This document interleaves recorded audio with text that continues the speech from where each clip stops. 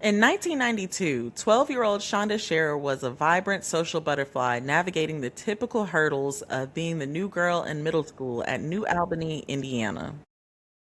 But behind the scenes of cheerleading practice and newfound popularity, a toxic web of teenage jealousy and generational trauma was tightening around her. What began as just a schoolyard rivalry over a shared romantic interest spiraled into one of the most harrowing cases of juvenile cruelty in American history. A night of abduction and unthinkable violence carried out by four teenage girls.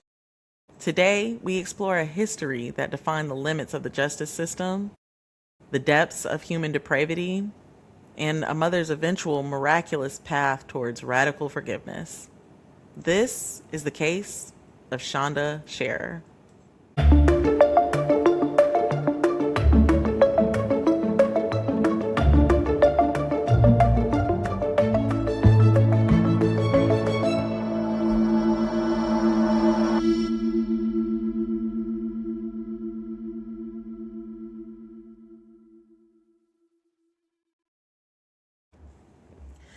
Hi, hello to everybody in the listening world. Welcome back. This is another episode of True Crime and Other Shit. I'm your girl, Cass. As usual, this is your boy, Eddie, and we are back with episode 19, Shanda Sharer. What's been going on with you, Eddie? Man, we just been living life, enjoying everything every day. Nice. I ain't gonna lie. Every nice little sunshine that we get. You don't even be having no cool updates. Usually, you're doing something cool. Nah, you know what I'm saying? Hey, look, I'm about to say the sun is coming out. All this is live. I just been outside. That's all I gotta go. Yeah, I will outside be is a good. outside after the pollen settles. Nah, forget that. I don't know. Put a Yeah. mask on or something, shawty. You gotta go ahead and live your best life right now while you living. I don't know. It's almost at its end anyway, so I'm just like whatever. Because I've been in the morning, like I get up and I take me like a 30-minute hot girl walk and I just kind of clear my head and get ready for the day and stuff like that. But like I've been coming in and my eyes have been like swollen when I get back. So Mm, I'll catch y'all in like about a week or so. yeah, I'm about to say, look, outside is very fun. If you in Charlotte, yeah, hey, look, what's it called? Fear of missing out party, and you go out there, I'm be out there. Have y'all time. Have yourself a time. You know what I'm saying? Take a drink with your boy. We gonna have a great day. All right. When is that? I don't know. I gotta look at the fly again. Lord Meet me at Jesus. the Black African American Museum. Okay. Cool. All right. So, like I said, this week's episode is about Shonda Sharer. Just a couple of trigger warnings I do want to get into. Number one, this is has SA in it. It also has violence against children. It also has, oh God, it's just terrible. Mutilation of a corpse, imprisonment, kidnapping, all the things. And I will give you a note whenever I start going into like the details Please of it do. all. I will go ahead and be like, hey y'all, if that's not what you're here for, now is the time to exit stage left. So yes. So are you ready, Eddie? Yep. Ready to go. Can you give me like a little bit more like Getting through. My bad. I just been we've been upbeat. I'm about to say we just been living life just great. I'm just kind of like I'm on a high right now. I'm on a personal high right now. My apologies. Go ahead. we'll talk about it later. Okay, so let's go ahead and get into it. Are you ready, Eddie? Yeah, let's go. Let's go. That wasn't exactly giving what it was supposed to give, but whatever. I'm moving on. All right, so Shonda Sharer was born on June 6th in 1979 in Pineville, Kentucky. That makes her a Gemini for those who care. She was born to Stephen and Jacqueline Sharer. Her parents did divorce while she was still young, and she ended up moving to Louisville with her mother. And they were considered best friends. Like she's like my daughter was my best friend. Like her and her mama, they went everywhere together. Like she supported her in all these things she did. Obviously, she's running her to cheer practice and everything like that. Like she was that girl. Shonda was a very well liked child. This is why this case is so shocking because like everybody liked her. She said she had no problem fitting in anywhere. She switched schools a couple of times, and every time she just fit right into the fold, and she gained popularity quickly. And if you've ever been the new kid at a school, you know how hard that is to do. It's either sink or swim very You quickly. sink You or either got to sink or swim. swim. I've always been a personable person, and this is probably why my career path is going the way it is. But I can literally talk to a brick wall. So it's something that I've been good at. But if you don't have that in you, it's really, really tough. So, Yeah, yeah. it's either in you or it's not. I'm about to say, I forgot what you said. Go ahead though. It's in you or on you. There you go. That's the one I was looking for. It's either in you or on you. No. Anyway, her mom said that she was, of course, a very social butterfly. She was on the volleyball team, the cheerleading team, and the softball team. And she was not only just on the team, she was very good at all three.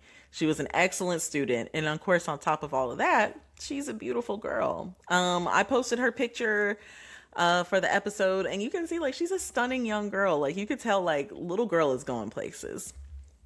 So in 1991, her mom decides to relocate her to New Albany, Indiana, which is fine because it put her close to her dad and his new wife, so her stepmom, which I think that this shows a lot of emotional maturity for mom because she's like, I want, and that's how you know Stephen was also a good dad because she's like, I want my child to be close to him and his new wife. I want her to have a relationship with both of them. So. And that's very important. I'm about to say, I feel like that's very important for like when we talk about co-parenting, like being able to be like, all right, you know what? I understand that we both have our own interests, but like let's put our child first. Like we might Yeah. have our differences, but let's put our child first. Let's go ahead and make sure that she's Yeah, straight you have to and have put it your both ways. personal relationship aside and really think about the future of the child. And shout out to the people who can do that because I'm sure it's not easy, but Yeah, y'all are doing a great job. You a guys are lot of amazing. maturity. Don't let nobody tell you different. Big facts. So she enrolls in Hazelwood Middle School and she's a little bit nervous because this school is so much bigger than her last school. And she wasn't sure if she was going to like that. But of course, her personality prevailed and she immediately fit in and she was everybody's best friend. And then that's where she met Amanda Hevron. At first, the two did not like each other at all. In fact, they actually got into a fight after meeting.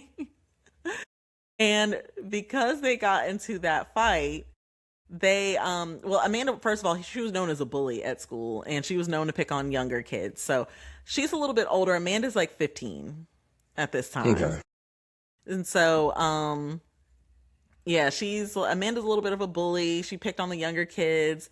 And I'm sure when she saw a young, beautiful, smart, talented Shonda, she was like, I don't like this girl. So I think she Yeah, was somebody probably stepping on my territory. I got to motherfucker, you know what I'm saying, put my imprint down. exactly. And the thing is that they both got detention for a week for fighting, which I think is kind of bullshit because Shonda was protecting herself Yeah. and she still got detention. But either way, they got to know each other while being in detention because what else are you going to do? And then they actually became romantically involved soon after that. So Jacqueline, Shonda's mom, she begins to notice a change in her daughter. She's not her bright, usually spunky self. Her grades begin to drop, so mom's getting a little concerned. And then she's starting to be suspicious about this friendship. She's like, what y'all got going on? I think y'all more than just little friends. Which her mom said she never had a problem with. She just wanted Yeah. to know. Because she's like, why is my daughter changing like this? So Yeah. Typical parent. Everybody want to know like what's going on in their kid's life. yeah, especially if you see grades dropping. Like you're like, Yeah. oh, whoa, hold on. You're not like And that. Like you're especially always a like, good student. So you know that there's a distraction going on. And you probably also realizing at this age she's like 12, you start realizing my child must be going through puberty because they're acting different. mm-hmm.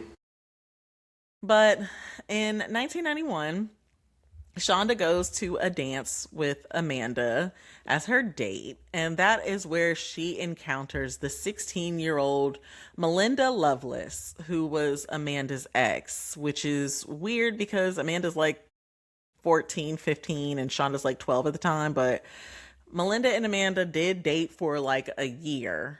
And at that time, dating for a year was like y'all are about to get married next year. Like that's the next step. It was a big deal. I don't even think any of like my middle school, even high school relationships lasted longer than like 3 months, if that. You know, Dude, I ain't gonna lie to you. Shoot, my longest relationship was like 6. So yeah, no, that's what I'm saying. to this day. Hey, we don't judge. We listen and we don't judge. We listen and we don't judge.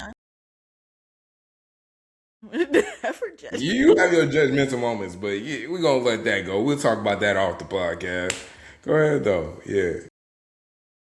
Anyway, um, the reason Amanda and Melinda broke up is because Melinda was just extremely jealous, and she still has this jealous streak going on because she goes up and she confronts Shonda at the dance and tries to fight her because she's like, "Why are you with Amanda? Amanda is mine." And Shonda is like, "Girl, please, like you are so yesterday, like like you out of here, like go do something safe." And Melinda had a very bad temper, but also I do want to get into the psychology of Melinda because this is not just your average mean girl, just mean for no damn reason. Never will I ever excuse her behavior, but this girl has been through some shit. She didn't have the best upbringing. Her father was a terrible person. He was a Vietnam War veteran, and whenever he came back from Vietnam, he was very mean and abusive to Melinda and her mother and her sisters. He also became like a sexual deviant of sorts, and he would regularly essay Melinda's mom, and the kids could hear it in the other room, which is traumatic because, I mean, you have to hear that and you feel hopeless. There's nothing that you can do. You're just stuck in that situation. You can't To your protect your own level mom. too. It's a terrible situation. But he would also wear his daughter's underwear. No, I Oh, don't oh, know. that's I don't some know new what makes information. I you didn't get that. I didn't get that piece of information. I ain't gonna lie to you. That was Oh new. yeah, yeah, yeah. And I Yeah. heard like he was also like it wasn't like it was just the mom. I heard there was also the rest of them too. Like he was just molesting the rest of them. And I think it was also a cousin too or something like that that I read up on. But I could be wrong. I Well, the could be cousin wrong. witnessed it. Okay, so he But could have witnessed it. He didn't. Okay. even so far as essaying the mom, he also did some crazy other shit. He was never faithful. He was never faithful to her mom. And then also he would force his wife into swinging. So she would force him to force her to sleep with other men, and then after it happened, he would get mad at her because she did it and would abuse her for that. And that's just got to be a really confusing situation. Like her poor mom, like there you can't win for losing, you Yeah. know? And Melinda had a lot of other issues due to that. She had many suicide attempts in her youth, especially when he started essaying her. And Yeah. the cousin that I'm talking about, he witnessed her father tying up his daughters and essaying them one by one. Yeah. Now that was what I read about. That's the craziness that I read about. That I said, This okay. man, I wish you nothing but eternal fucking hell. Like, you are the worst person in the entire world. And he's dead now, thank God. But I really just hope he has the most terrible afterlife ever. The ninth circle of hell for you, sir, and nothing better. Like, Exactly. awful. So, her father finally left whenever she turned 14, and you think that would make Melinda happy and, she would feel light again, but she seemed to just lash out, and her mother remarried and she just got worse, and the husband was nice actually, but She kept just lashing out and being mean. And I think she just had a lot of pent up rage, you know? Because so the thing about it with the psychology of it too is the factor of, especially for younger people, you never get the apology of like what Yeah, actually that happened to you. closure. Well, there's no closure. It's just they're No. gone, and what they did to you still exists. So now, and as much as like, okay, yeah, we tell each other like, in our adult years, we always tell each other like, oh, okay, like you know what I'm saying. You got to have that closure for yourself. You have to move on. But especially at a young, tender age, it's 13, 14, we go ahead and discuss like, oh yeah, something happens to us, and we don't actually get that closure. We don't actually talk about it, or it stays within this. Is especially during these times where we talk about, oh yeah, we're gonna keep this between the family. This doesn't need to be outside of us. Yeah. Something as A lot of traumatic as families do that. that, and it makes me sick because it's like those things are the things that actually need to be spoke about. Well, I don't care about all this other funny business. Like the trauma that happened needs to be out and spoken about.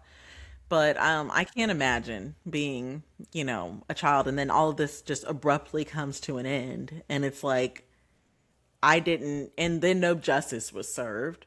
He didn't go to prison. He just got to go He live just his left, life normally. and that's the big thing. It's just like so. I gotta live with this, but he just gets to keep living on. And I feel like now that's where it's like I think we talk about like it's a cycle of pain or it's a cycle of like suffrage or something like that, where it's like the victim now becomes the assaultant. And Hmm. That's yeah, kind of like what this is happened just a here. classic case. But also I think that Melinda also was like, I can't believe that my mom brought another man into our lives after what just happened. Because it seems like she has sort of resentment towards men. So, Yeah, and understandable for sure. yeah, Not, one you hundred know, percent understandable. but then we see Melinda's bio father renounce all of his sins, and then he joins the Baptist church as a preacher. I'm like, you know what? I always think that these people that do these terrible things like that, all of a sudden they're just like, I should try and get right with God just in case there is a hell. I feel like they kind of do So that. I actually read I read an article about it and why people do that. So they say it's because they know they're not going to get an apology from the victim. So what they do is they go and get the acceptance for the apology from somebody that's above their victim. Like whoever your God is, I'm gonna get the acceptance for your apology from that God That's an because you've interesting forgiven take. I God. never would have thought about it that way. Yeah, so that's why a lot of people turn to religion like after they do like a horrible crime. Like, don't get me wrong, there's some people like because I'm very big on like, okay, there's forgiveness and everything that you can do, blah blah blah. Like, people are Hmm. able to get forgiven. Like, I feel like everybody's able to change, but Yeah. when it comes to the factor of like you do such a heinous crime such as that, and then what you Hmm. do is you go and turn to religion, a lot of it comes from you take the power or the acceptance for your forgiveness because you know you're not going to get it from them, you know you're Right. not. So what you do is you try to get it from a being that's higher than them, and that's what a lot of, yeah. Ridiculous. That's a little ridiculous to me, but whatever. If he's happy. But the church decides that Melinda is a little too rowdy. So, he's already left, but he's still torturing this poor girl.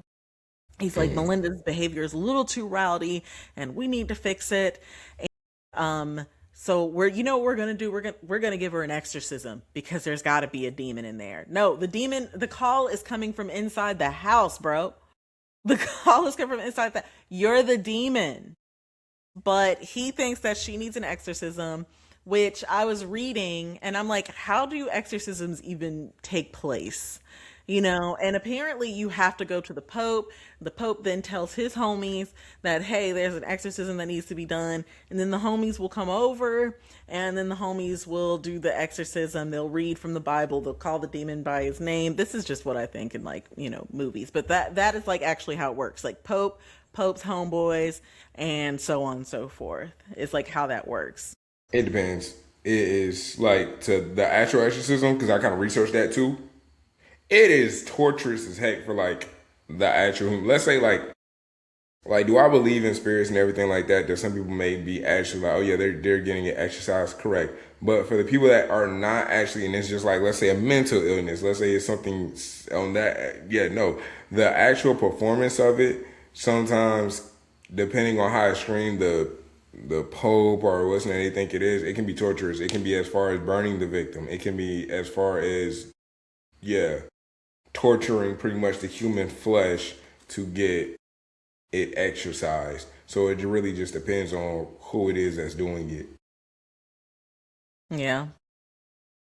But this is the weird part about it because like we've all seen in movies kind of what an exorcism looks like, the exorcism of Emily Rose, whatever.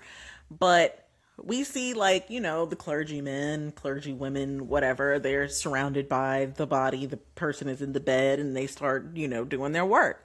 But this was done in a hotel with a 50-year-old man. So I'm like, and I don't think they really go into what happened, but yeah, I don't think that's how that's supposed to be done. I don't know how to perform an exorcism. If you do, feel free to chime in.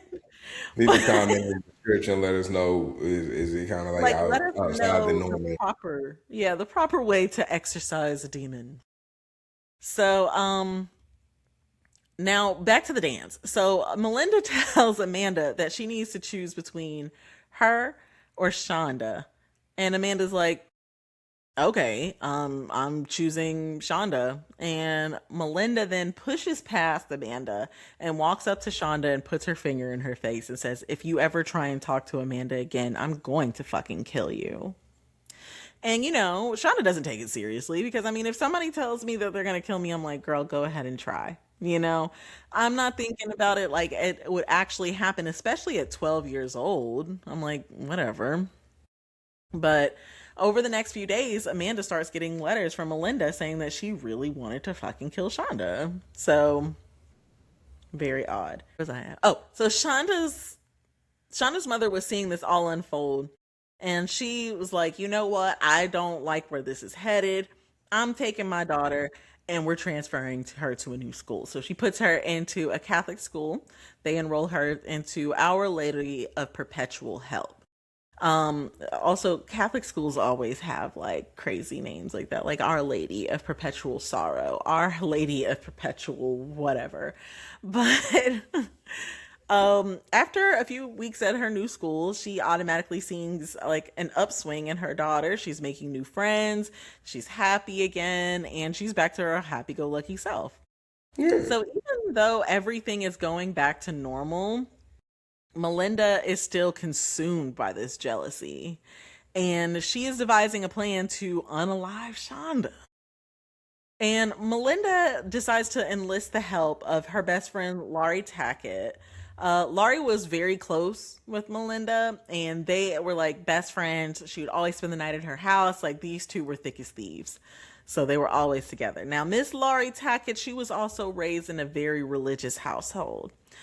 She Yep. was very strict Pentecostal, and when she got older, she started to rebel. She started wearing all black clothes, and she started being a self-proclaimed witch, and even said that she was possessed by Deanna the vampire.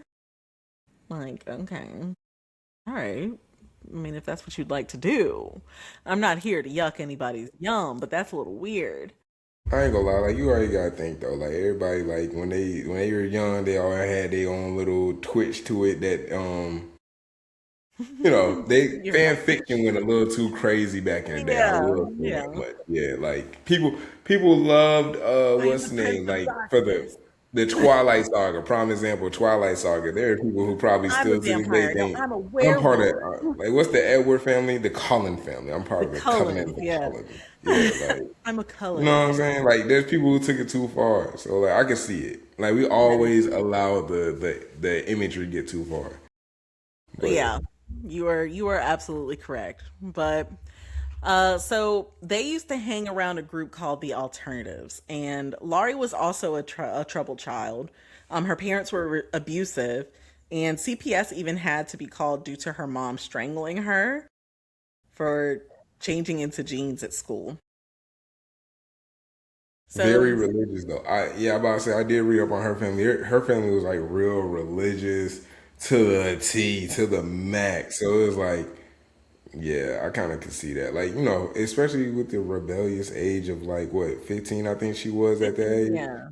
Then the other girl was like the older one. She was like 17. So it was like not only are you rebellious, but you got somebody that's also kind of leading you down the path that they want you to go down because you don't want to listen to your parents.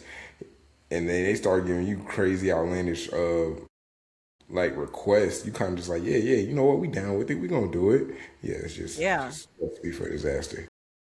And that's kind of how this happened. And also, I want to say that like being raised in like a strict household like this does stunt a person's emotional growth, because if you're not able to express yourself, if you're not able to kind of get this off your chest, then you don't know how to regulate your emotions.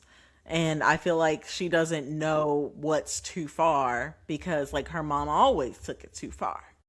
So she like Okay. that's all she's ever known.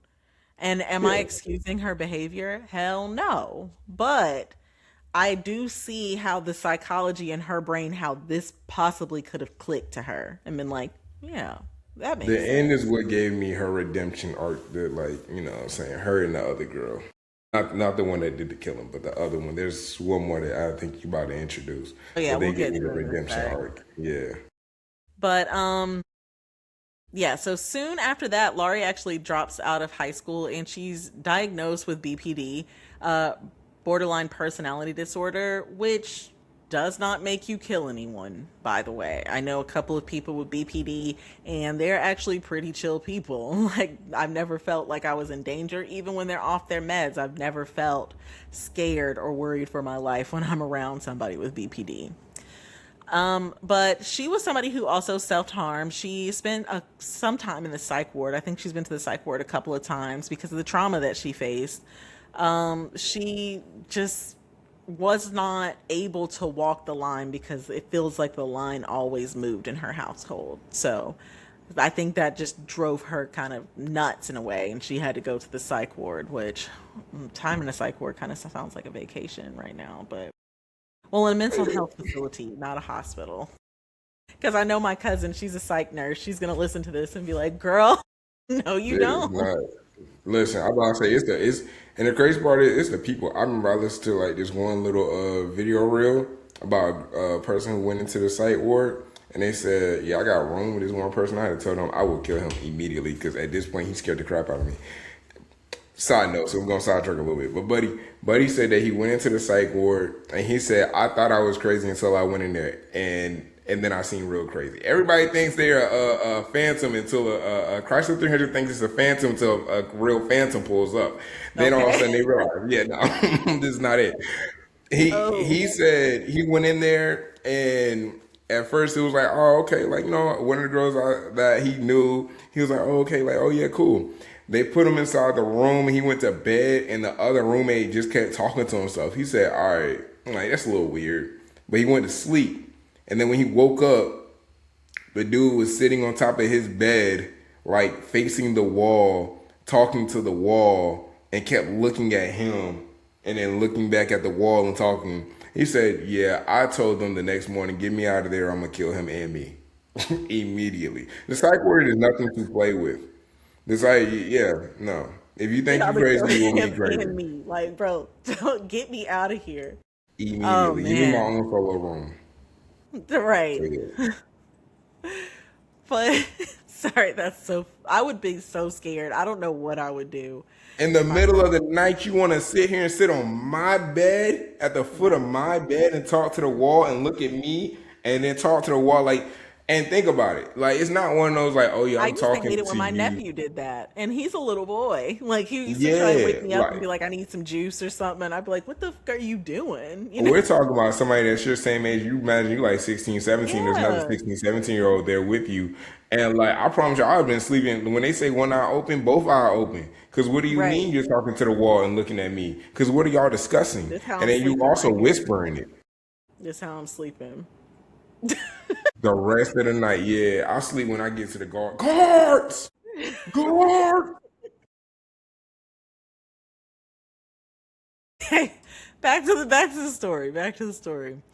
Okay, so Laurie also had like a little bit of a bloodlust, apparently, and I guess this has to do with this whole vampire possession thing.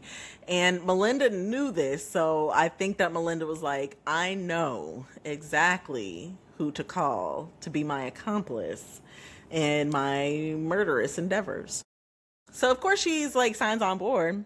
And then after on January 10th, 1992 is when Melinda starts to put this plan into action.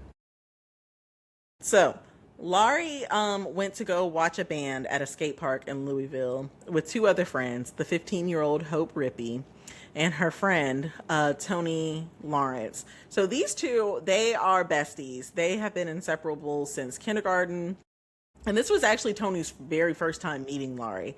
She was just like, okay, we're going to go hang out with my homegirl and we're going to go watch this band at the skate park. She was like, okay, cool.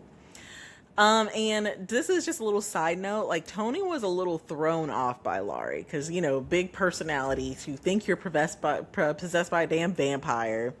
And also she was older, so she probably had like this, domineering type personality. So she was a little thrown off on it, but Toni just kind of stayed to herself.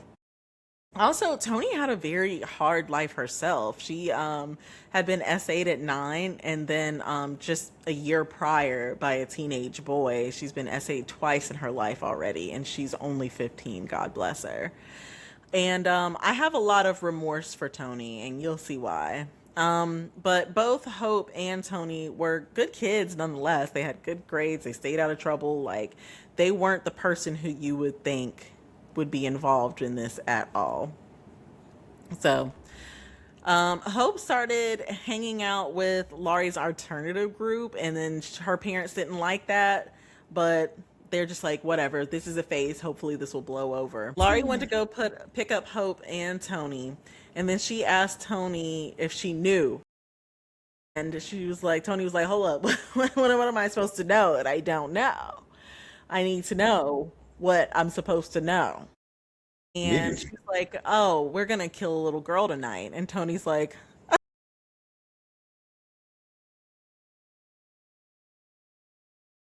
like she's like real thrown off by it. But she's like, What you what you like, mean by that?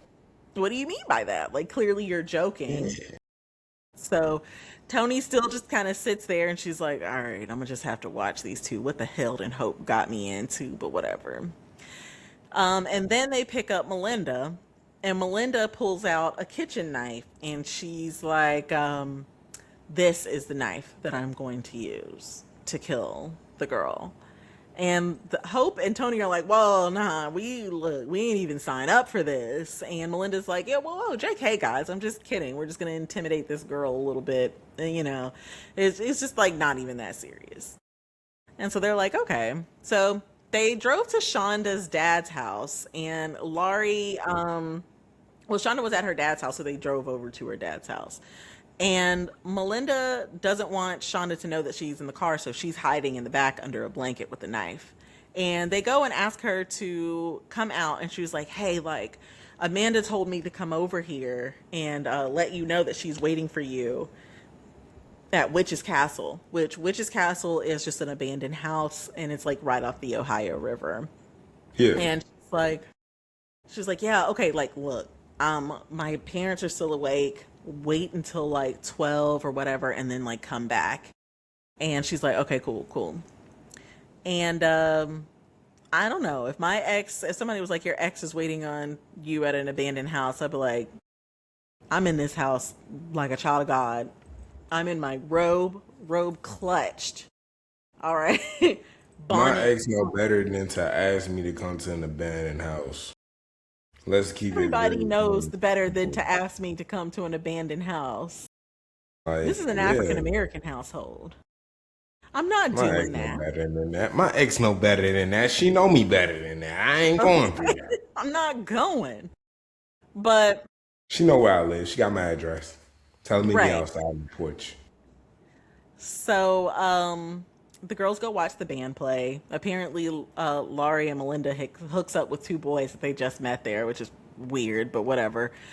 And then Around 12:30, they go back, and Shonda sneaks out of her dad's house. And this is when Toni said she started feeling really weird about everything. And Shonda gets in the car, and Tony's like, I don't like this at all. And she's like, "Where's Amanda?" And she's like, "She's waiting for you at Witch's Castle. Remember, we're going to take you there." And she doesn't know that Melinda is in the car. So Laurie begins questioning Shonda about her relationship with Amanda, which then Melinda pops up and she says, "Shut it, bitch," and threatens her with the knife. And Melinda tells Shonda to admit that she stole her girlfriend and she won't slit her throat. And Shonda is crying and just asking Melinda not to hurt her. And Hope and Toni is like, "Is this the intimidation you were talking about? Because I think you guys are doing a good job." Okay, this should be we can end this now. We can right. stop right now. So, during the journey to Witch's Castle, Melinda and Laurie make Shonda take off her bra, and I think they did this because I know I've never been a teenage girl, Eddie, but it's like a sense of pride and like womanhood, and you take it off and you feel very, like self-conscious and stuff. Your body is still changing so much, and I think that was a power play to be like, Without a doubt. It was a humiliation. Like, to be honest with you, it was a humiliation ritual. Yeah, it was a Especially humiliation. from older developed girls telling her, "Yeah, nah, this is a humiliation ritual." Like, even though no, I ain't got no titties, I do got the dick. You know what I'm saying? It'd be the same thing of like, oh yeah, older dudes like, oh yeah, nah, you know what I'm saying? Like, Yeah, yeah, you're just nah, like, bro, what for? Like, nah. yeah, nah, that's But weird as hell. remind me to show you like this reel that my brother sent me the other day. It's fucking it's wild. It's a wild time. I don't But know if I even want to know. Go ahead though, I'm gonna listen. huh? Go ahead. I said I don't even know if I want to know, but go ahead. Continue No, the story. it's really funny. Like, it's a very odd situation to be in. But so they make Shonda take off her rings and they hand them to the girls, and they take off her Mickey Mouse watch, and of course they make fun of her for wearing a Mickey Mouse watch. But I'm like, girl, if I could have I'm gonna get me a Mickey Mouse watch. I haven't had one of those in a while. But yeah, Laurie tells Shonda, there's human remains all over this building, and you're going to join them in just a minute. And the girls are just like Hope and Toni are over there in the corner, like, We didn't think it was gonna get this far. We didn't but think we had to drive all the way up here. I I don't swear want to we tell you did. how to do your thing. But It seemed like you already accomplished your mission. I don't know. This is extracurricular activities at this point. let's just take her home. Exactly. So then they light a shirt on fire. Laurie's dumbass does. And she's like, "Yeah, and then we're gonna light you on fire, and you're gonna be burning next." And then I think Laurie looks at Melinda and she's like, "Girl, put that damn shirt out. People are gonna see that there's smoke in here. They're gonna see the fire. They're gonna come running. Like, put that shit out." So she's like, "Now we gotta leave. Now we gotta fucking leave." So they all take her and put her back in the car, and I think they tie her up and they have her in the car, and they're trying to make their way back to town, and they get lost. So they have to go to the gas station, which this is where I put the blame on Hope and Toni, because they see two people that they know and they go talk to two boys that they know. At no point did they say, "Yo, there's some weird shit going on over here, and y'all need to call the police because I think they're going to do something to this little girl." Never did they say that. They're over there chatting it up. They're like, "Oh, yeah, everything awesome with her awesome friends," like never says anything. I don't blame So, him. Sorry, huh? I don't blame him. I don't blame him. I would, if I was Toni, I would tell the boy that I was talking to, I'd be like, "Bro, can you please call the police for us? Because I think something crazy about to happen." As much as it's like that, let's be real here. Snitches get stitches was very much a real thing, first of all. Second of all, how am I going to How you excuse? gonna get me if you in jail, fool? You kidnapped the 12-year-old. Y'all At going this to point, jail. I'm not going to lie. I'm not going to lie. As somebody who understands a lot, trust me, you sit there and you tell somebody, Yeah, don't worry about it. And if they get us, we gonna make it spin back on you. You gotta remember they are younger. They're not older. They are younger. I So mean, and we're true. not yeah, like they're being manipulated. So at this point, it's kind of like we're already accomplices. I'm pretty sure when they're in that house, they're like, if you tell anybody, you're already going to jail with us. You're a accomplice. You help kidnap us. Like, you know what I'm saying? You're going to jail. So at this point, they don't really have a dog in a fight. Their dog in a fight is to shut up. I mean, the only thing they could have did was probably be like, oh yeah, you know what? Actually, we're gonna ride back with them. We're about to go, ride back with them. That's what I would have did. I'd have been like, yeah, I'm gonna ride back with them. That was probably it. But other than Or that, yeah, something like, no, they yeah, had a something dog like in the that. fight. Like I would have figured out a way to get out of it because, like, I'm not.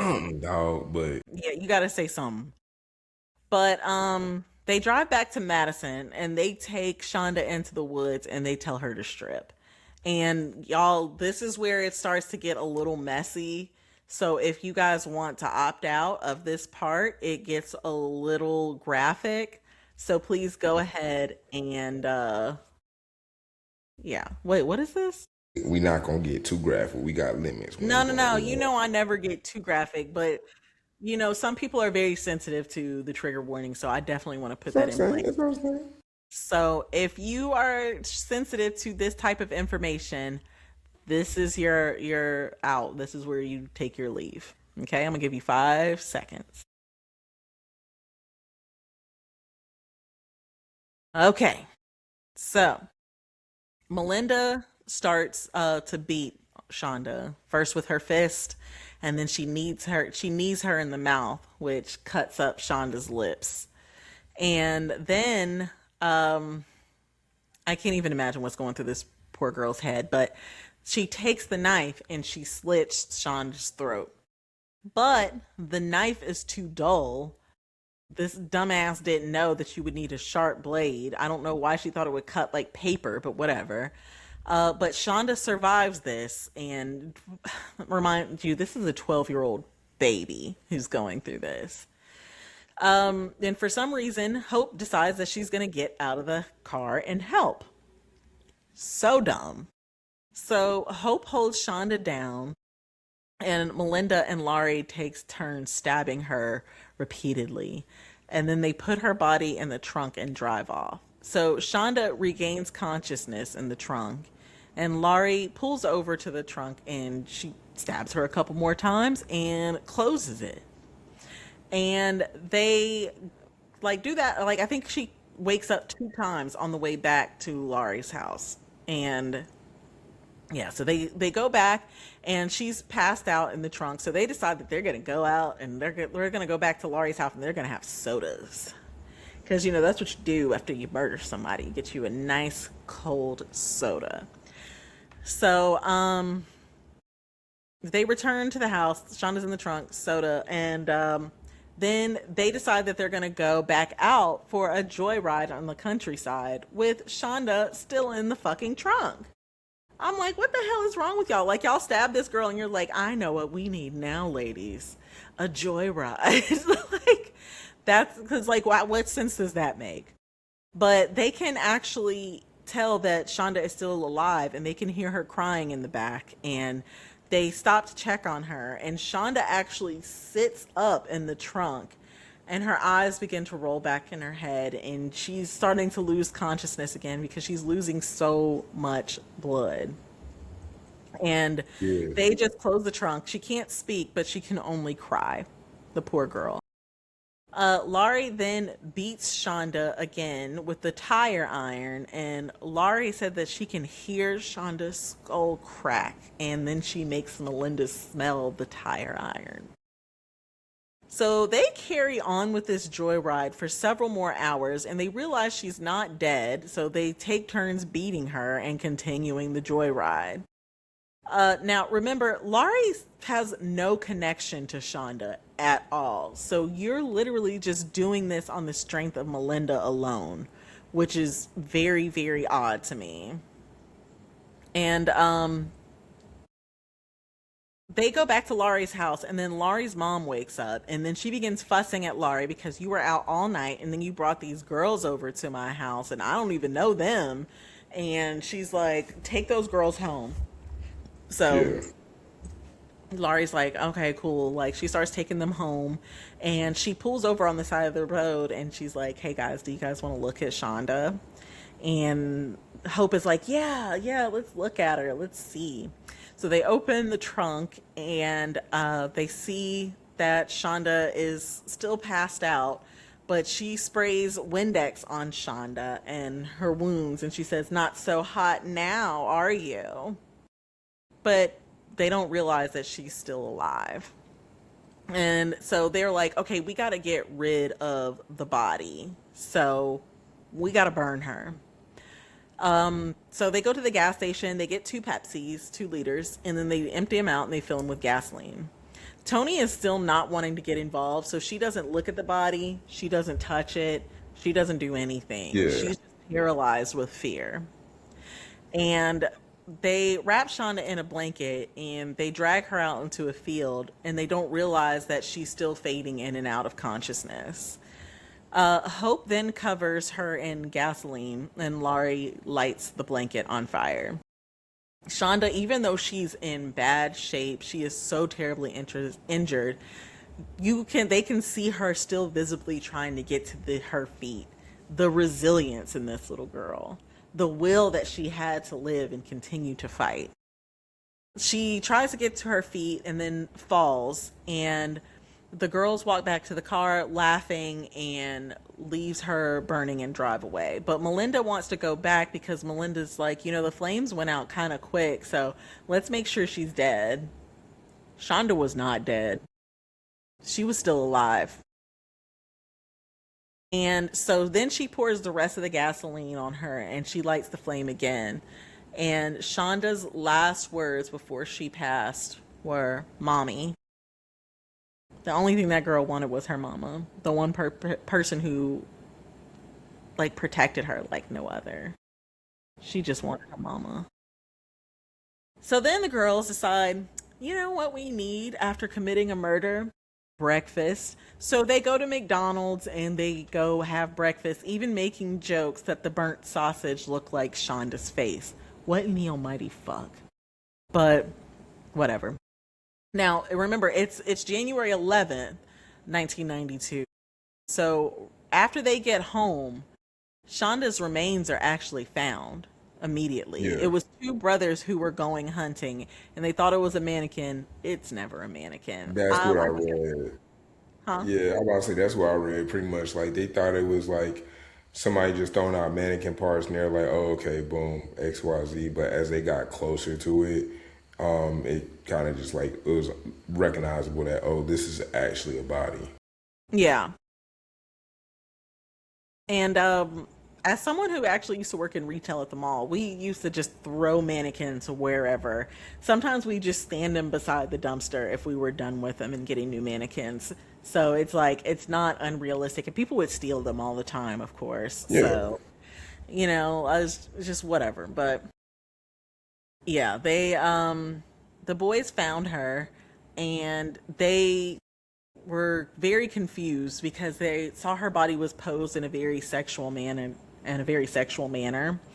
and then also the tire iron that they used to beat her, they actually used it to sodomize Shonda, which what the fuck, like, why are you doing all this? Then also I'm about to say, so like from medical examiners, what's her name? They have bound her. Like they tied up her ankles and wrists together, XYZ, different things like that. It was yeah, it was terrible. It The was terrible. coroner, when he was investigating the death, he said that this is the most disturbing thing that he had ever seen in his 20 years of work. And he did rule that her cause of death was smoke inhalation. She didn't even die from the stabbings. It was literally smoke inhalation. And like I said, her will to live, just insane. It's pretty impressive that she went through all of that and, was still trying to make it. But Melinda was so excited to tell Amanda about everything that happened. Amanda was like, look, there's blood in the trunk, and look, I did this and this. And Amanda is like shocked, and she was like, no, no, no, please just keep it quiet. Like, don't tell anybody. Like, please, like, come on. Like, I love you. Please don't. And Amanda's However, like, huh? however, the other two girls that we talked about that seen the boys and they ran to the police department Yeah. quickly. So Toni is having a hard time with this. She strikes me as more as a sensitive soul. And she said as soon as she got home, she cries to her parents and she's like, hey, this is what happened. I was with these girls and they killed this girl. So they took her down to the police station. They said, baby, you have to tell. You have to, no matter what. What's So the other they girl? went down to Hope? the police station. She names Laurie Tackett, Melinda Loveless, and Hope Rippey. And she named the deceased as Shanda Sharer. So Hope got So there before she actually told. It's crazy. Like Hope and Tony got there roughly around the around the same same hour. time. Yeah. Like they got there pretty much confessed everything. I don't know if they got immunity because they were adolescents. I wasn't able to find any court case documents on it. I got you covered. Appreciate you. But so Melinda's house was surrounded. The police didn't know what they were walking into because they're like, somebody is crazy to do all of this shit. So they took it to the extreme. They surrounded her house, they pulled the guns out, everything. And the picture of her getting arrested by the police is kind of weird to see because like she wasn't a big girl. She was kind of a tiny little girl, and just seeing her look so young and she's in this jacket and she almost looks confused. And I'm just like, girl, what you confused about? But either way. So, poor Jacqueline, Shonda's mom, learned how her daughter died on the news because nobody could bear to tell her. So she ended up turning on the news because she heard that something was going on regarding her daughter's case, and that's kind of the way she found out, which is so fucked up. That's beyond fucked up. I wouldn't want to tell her, but there's no way that I could have kept it from her and let her I ain't find gonna out let that you way. find out about a newscaster. I am Yeah. so sorry. I'm not letting you find out about the news. Yeah, I couldn't do it. But on March 16th, 1992, all four girls were in chains, and the prosecutors were calling for the death of Laurie Tackett and Melinda Loveless. But in early 1993, all four girls pled guilty, and they that brought the change kind of forward because they were no longer looking at the death penalty because they took the plea deal. We So do.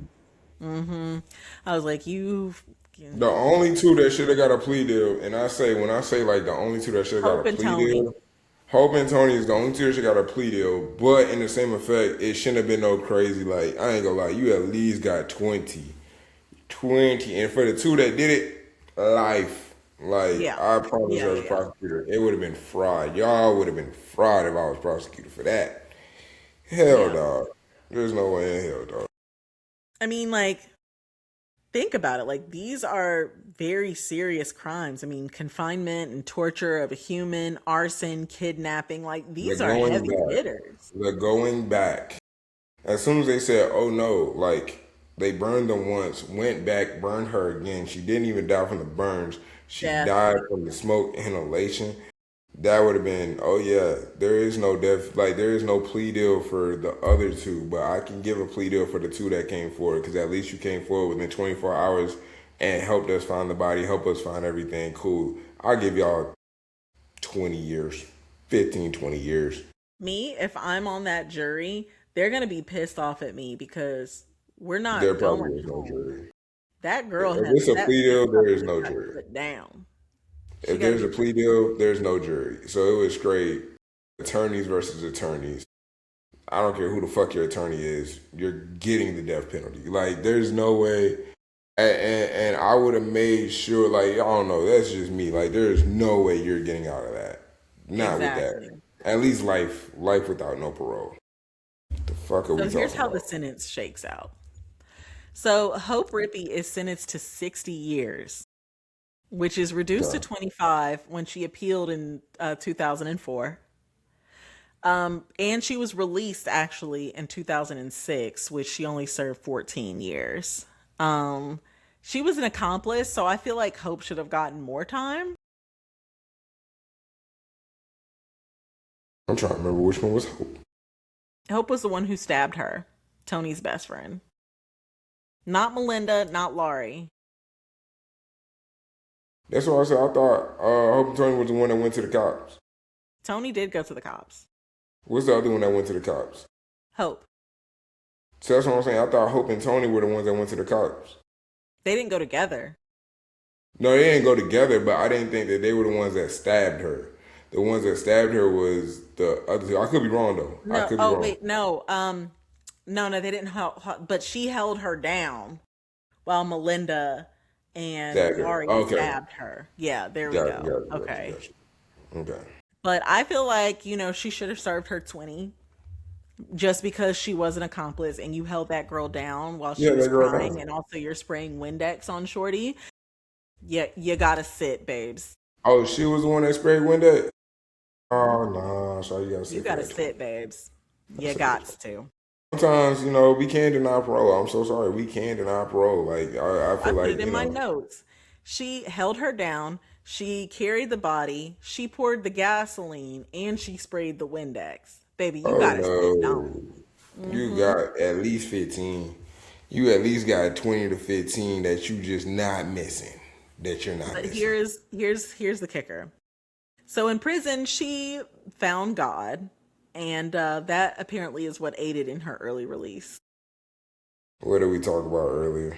Exactly. Exactly. Good point. Good. I like the way you think, Eddie.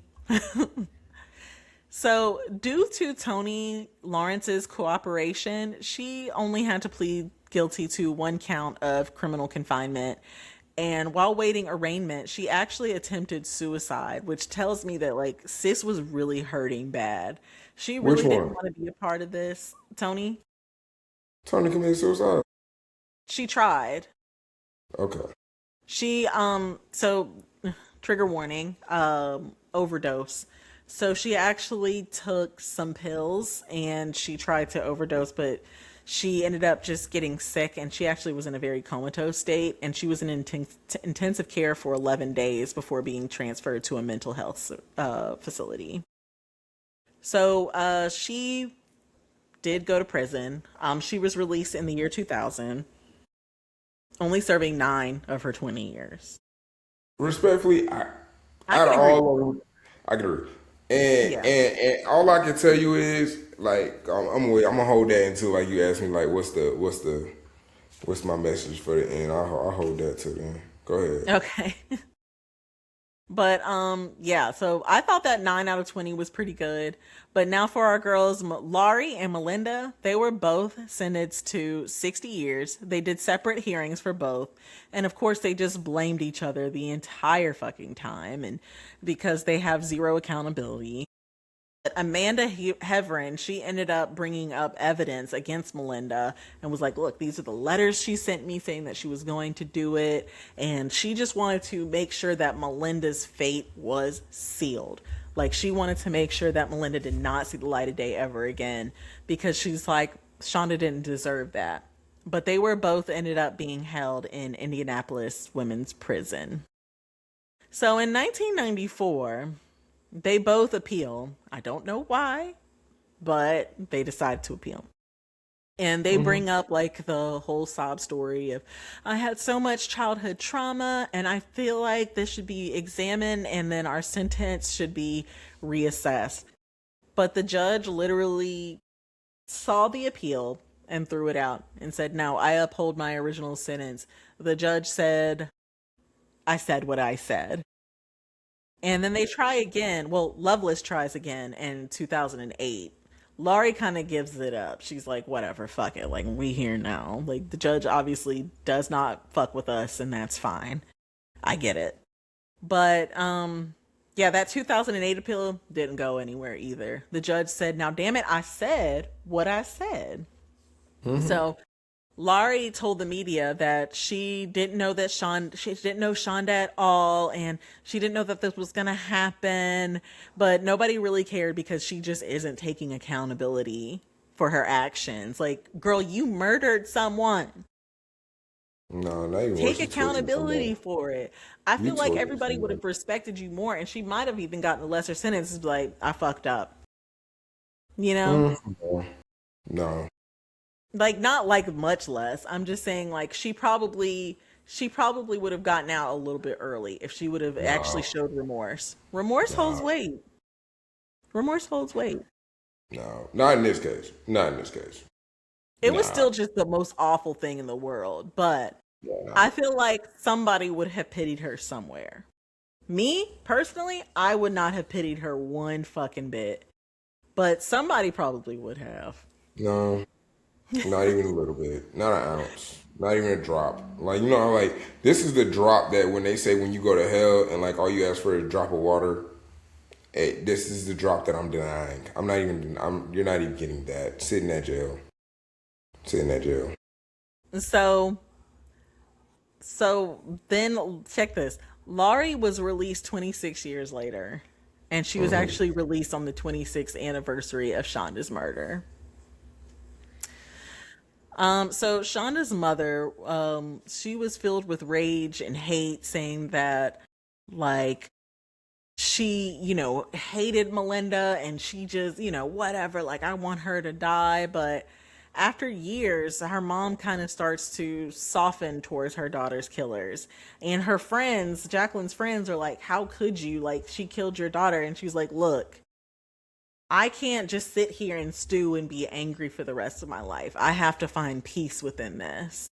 Yeah. And so she does. And so Melinda started training puppies for the disabled, and Shonda's mother was able to see it, and she was taken aback by Laurie's change, not Laurie, but Melinda's change. And she was saying, like, wow, like she actually has patience and she has discipline, and, like she's really like trying to make a change because she was training puppies for disabled people. So this is something she wasn't getting paid for, anything. This is just something that she was just doing because she wanted to do it. And so her mom donated a puppy for Melinda to train, and she wrote to her mom and told her, about like the change that she's had and stuff like that. But she didn't expect anything from it, of course. She was just like, it is what it is. Hmm. Now, she's still doing this from prison. There's a program that you can do in some Indianapolis prisons where you can work with canines, and they believe in animal rehabilitation. Hmm. So, and then Jacqueline has actually donated a puppy every single year since then for Melinda to train to give to somebody with a disability. So Please Melinda was remember. released in 2019, and then she found out that her father killed himself after she was arrested. So that probably felt nice. And then Shonda's poor father went on to drink himself to death, and he was buried beside his daughter. He just could not deal with the pain of losing his baby girl. Disrespect. Yeah, that's understandable. Just remember, she did 26 years. A mother that was trying to feed her child is still in jail 30 years later. Wait, is it 30 years later? Something No, like it's not that. 30 years later. It's about 20 years. About 20 years because Katrina was in 2006, 2026. It's about 20 years later. So just remember that. Another thing, yeah, I'm not really about this. I guess my guiding light, inspirational quote to all you guys: watch who you're around because once you're in the thick of it, in the thick of the moment, and I mean, don't get me wrong, have I been in the thick of a moment type deal? Yes. We've all been in the thick of the moment type deal, but before you get there, you have the chance to walk away. Sometimes it's better just to walk away. That is sermon that tells you, hey, don't get in this car because some shit gonna live. Once you in the car, you're in the car.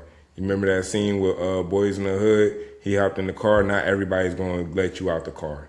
Once Yeah. that motherfucker get the rolling, to get the rolling. And this kind of goes back to what your mama always used to say, and just be like, look, like, watch what you hanging around. Like, Watch the company you keep.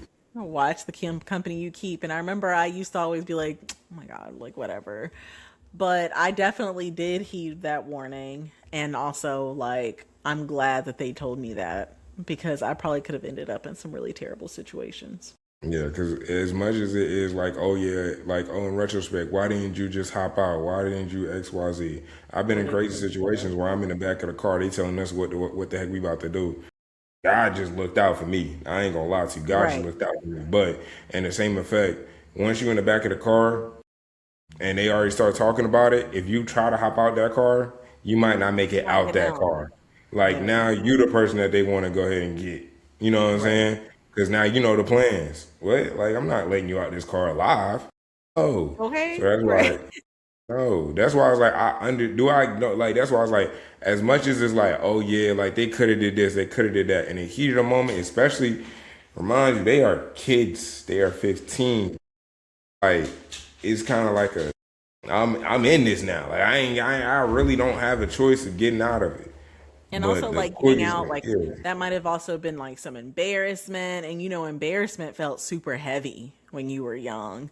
You're like, just like, I can't, they gonna call me a pussy if I get out this car. You know what I'm saying? It just not even, feels a little yeah. different. Then on top of it, like bullying back in the day wasn't just like, all right, like bullying softened up through generations. Back Hmm. in the day, people really were getting put in the trash can. Like, look at what's that show? I mean, that movie, where Hmm. like he was really slicing They were kids up. bullying that little boy. Yeah. Yeah, like they were really they were really doing harm when they did bullying. This was during Hmm. that generation. This wasn't during like, oh yeah, we're cyberbullying. No, this is like we're actually doing physical harm. So like for us, we're hearing it and we're like, oh, Now they the went to the cyberbullies, extreme. No, like, this is y'all are too scared to like actually like confront that person. That's the thing that like my nephew, he was cyberbullied for like a little bit, and I was like, just, who it is, like, go confront him, just like, and what you gonna do about it? He wasn't cyberbullied no more. yeah. Like, Like, but see, like we're not talking about during that time frame. We're talking about during yeah, when they actually like, oh this is yeah, the let's go ahead 80s, and get it 90s. done. So like for them, they hearing it, but they thought like, oh yeah, we might just cut her a little bit, or we might just like, ooh, dash the Mhm. knife in front of her face, scare her, like we said. So it's very much, and if you got kids, I'm telling you now, just remind them to watch who they is, like who they're with, and they get like the inkling of some bullshit. Sayonara. Kiss that shit goodbye. Don't even fucking worry about it. It's not fucking worth it. 25 Also, years I ain't know fucking worth it. violence is never the answer, but teach your kids how to Sometimes, fight. Teach your kids how to fight. sometimes violence is My violence brother is the taught me how to fight, and it served me well. But violence is never the answer, of course. Never. I mean, sometimes, but not really. Okay. I'm an All eye right. for eye. Eddie, what are your final thoughts? Let's hear it. Yeah, I even get my final thoughts. My final thoughts is watch the company you keep, because if not, you're gonna be in the back of the car like, dang, I'm really about to go to Damn. jail. Yes, Back of the yes, you car, are. and then now you in a jail cell.